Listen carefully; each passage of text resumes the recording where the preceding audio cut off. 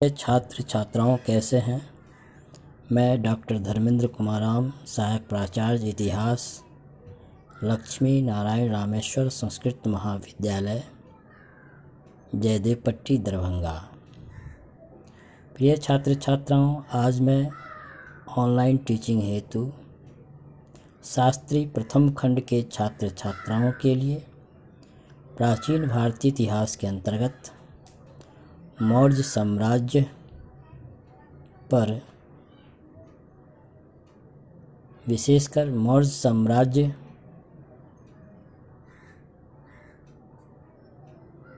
के इतिहास के जानने के स्रोत पर प्रकाश डालेंगे। मौर्य साम्राज्य भारत का प्रथम महान और भारत के महानतम साम्राज्यों में से एक था। मौर्य साम्राज्य के संस्थापक चंद्रगुप्त मौर्य थे, जिसने मगध में नंदों को ही नहीं अपितु उत्तर पश्चिमी सीमांत में यूनानी क्षत्रपों की सत्ता का भी विनाश करके दक्कन सहित भारत के अधिकांश भूभाग का एकीकरण करके अपनी केंद्रीय सत्ता की स्थापना की। चंद्रगुप्त मौर्य प्रथम भारतीय शासक था जिसने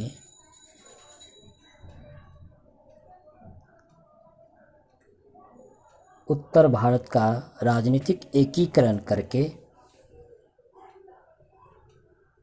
विंध्य पर्वतमालाओं के दक्षिणी भाग में भी अपनी विजयों का विस्तार किया, जिससे कि उत्तर और दक्षिण दोनों को एक छत्र प्रभु सत्ता के अंतर्गत लाया गया।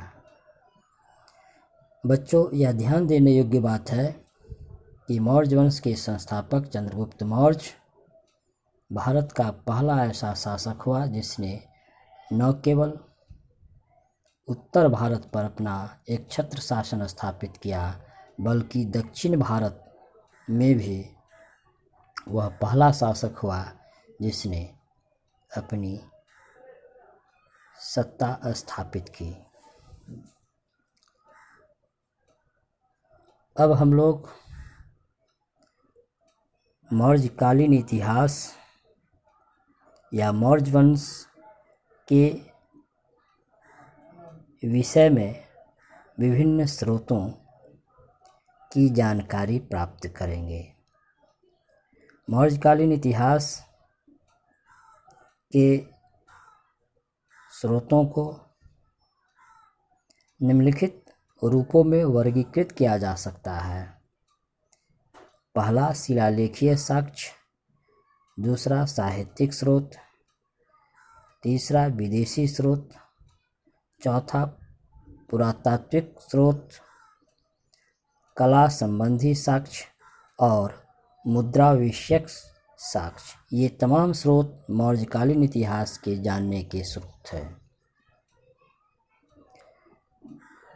उपर्युक्त तमाम स्रोतों में शिलालेखीय साक्ष्य, शिलालेखीय स्रोत मौर्य इतिहास के बेहद प्रामाणिक या विश्वसनीय स्रोत माना जाता है। अशोक के अभिलेख भारत के प्राचीनतम, सर्वाधिक सुरक्षित और सुनिश्चित तिथियुक्त आलेख है और अशोक के अभिलेख को 1837 ईस्वी में जेम्स प्रिंसेप ने इसे पढ़ने का कार्य किया।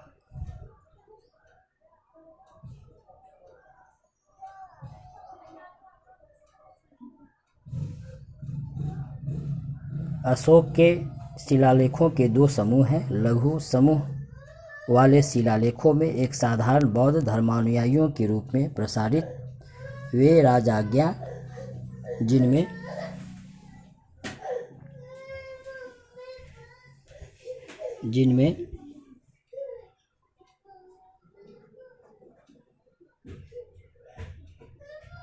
उसके द्वारा बौद्ध धर्म अंगीकार करने तथा संघ के साथ उनके संबंधों का उल्लेख है।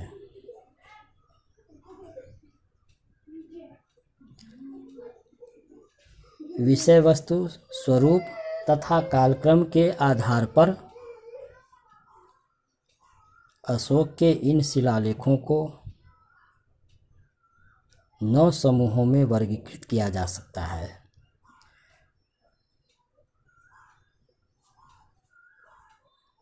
जो इस प्रकार है: 14 बृहद शिलालेख, लघु शिलालेख, स्तंभलेख, भाब्रू शिलालेख, गुफा अभिलेख इत्यादि।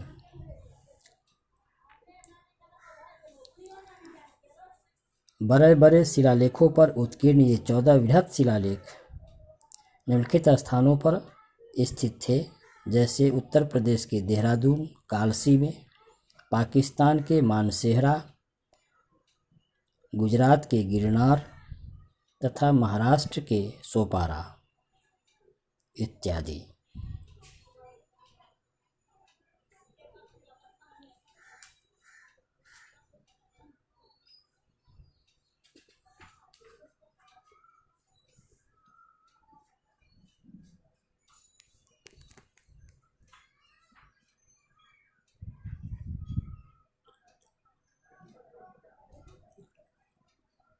अशोक के अभिलेख खरोष्टी और ब्राह्मण नामक 2 लिपियों में लिखे हुए हमें प्राप्त होते हैं।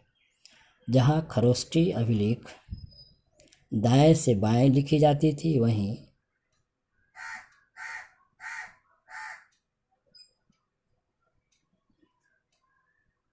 ब्राह्मी लिपि भारत के अधिकांश लिपियों तथा दक्षिण पूर्व एशिया की अनेक लिपियों जैसे बर्मा, तिब्बत, सिंहली आदि भाषाओं की पांडुलिपि है। मौर्य साम्राज्य के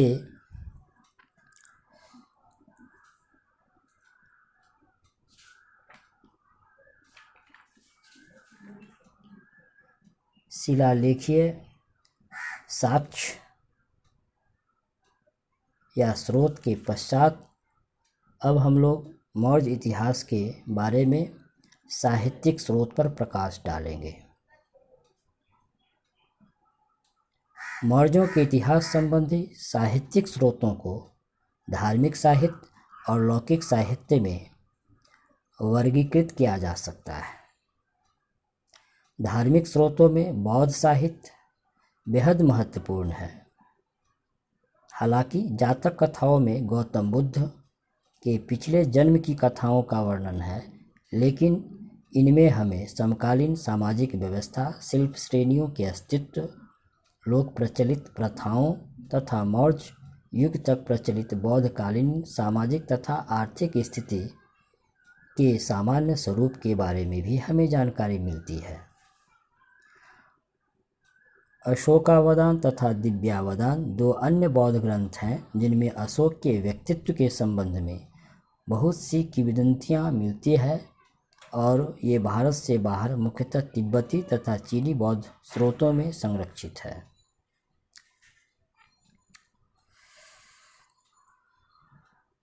इसके अलावे हमें दीपवंश, महावंश,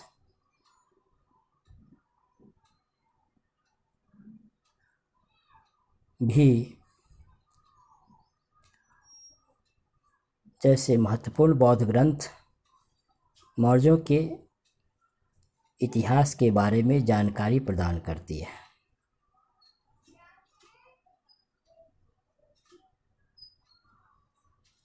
प्रसिद्ध जैन विद्वान हेमचंद्र द्वारा लिखित स्थावीरवाली या परिशिष्ट पर्वन से चंद्रगुप्त मौर्य के प्रारंभिक जीवन, मगध विजय तथा शासनकाल के अंतिम दिनों में जैन धर्म स्वीकार कर लेने के संबंध में अत्यंत रोचक जानकारी हमें प्राप्त होती है।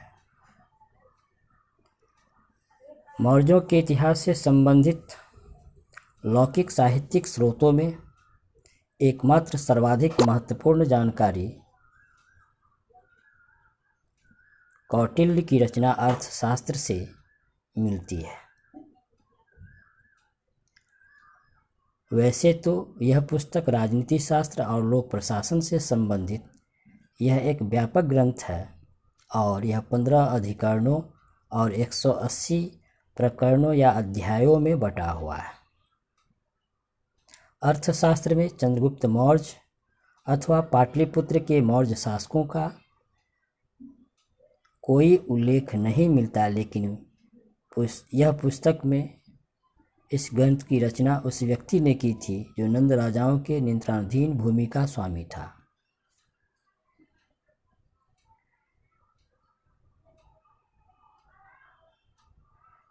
शेष साहित्यिक स्रोतों में 4वीं शताब्दी ईस्वी के विशाखदत्त द्वारा रचित संस्कृत नाटक मुद्रा राक्षस में कौटिल्य द्वारा नंदवंश की सत्ता को पलटने का वर्णन, मौर्य इतिहास का उल्लेख करने वाले अन्य लौकिक साहित्यिक स्रोतों में 12वीं शताब्दी ईस्वी में रचित कलहन की राजतरंगिणी, सोमदेव के कथा सरित सागर और हेमचंद्र की वृहत कथा मंजरी से भी हमें मौर्य इतिहास के बारे में जानकारी प्राप्त होती है। तो बच्चों, हम लोग मौर्य इतिहास के विभिन्न स्रोतों में अभिलेखीय साक्ष्य, साहित्यिक स्रोत के बारे में जानकारी प्राप्त की। अब हम मौर्य वंश के इतिहास के विदेशी स्रोत के संदर्भ में चर्चा करेंगे।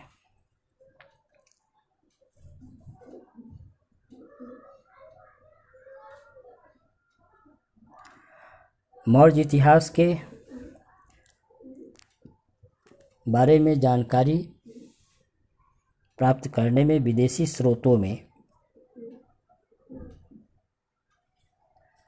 ओनेसिक्रिटस, एरिस्टोबुलस,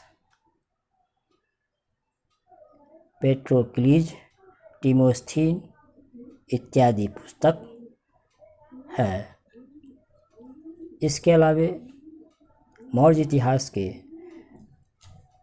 इतिहास को जानने में विदेशी स्रोत के रूप में मेगास्थनीज की रचना इंडिका बेहद महत्वपूर्ण मानी जाती है।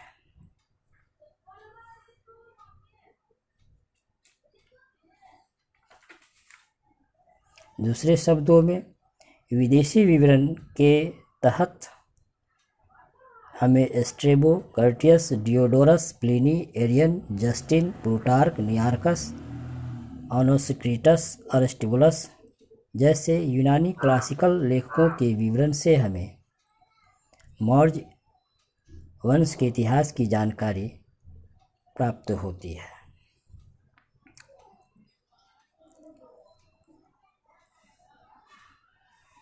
मौर्य वंश के इतिहास को जानने के लिए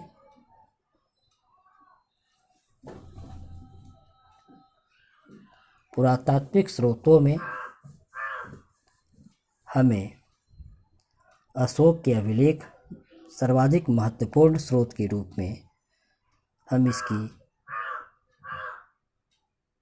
इसका प्रयोग करते हैं। अशोक के अभिलेख के अतिरिक्त शक महाक्षत्रप रुद्रदामन के जूनागढ़ अभिलेख तथा काली पालिश वाले मृदभांड तथा चांदी और तांबे के पंचमार्क सिक्के से भी हमें मौर्यकालीन इतिहास की जानकारी प्राप्त होती है।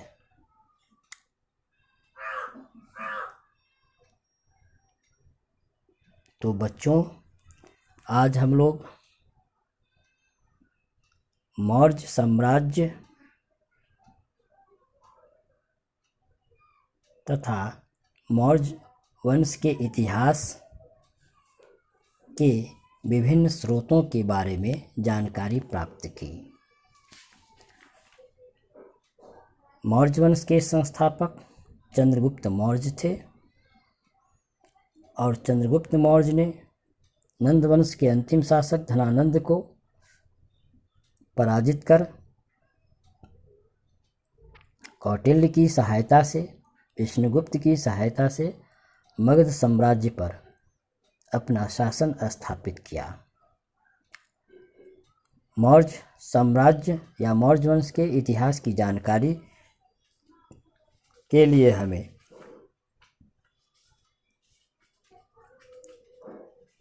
पुरातात्विक स्रोत, साहित्यिक स्रोत, विदेशी विवरण जैसे प्रमुख अभिलेखों, प्रमुख विवरणों पर हमें निर्भर रहना पड़ता है। तो बच्चों, आज हम लोग मौर्य साम्राज्य के या मौर्य वंश के इतिहास के जानने के विभिन्न स्रोतों पर प्रकाश डाला। धन्यवाद।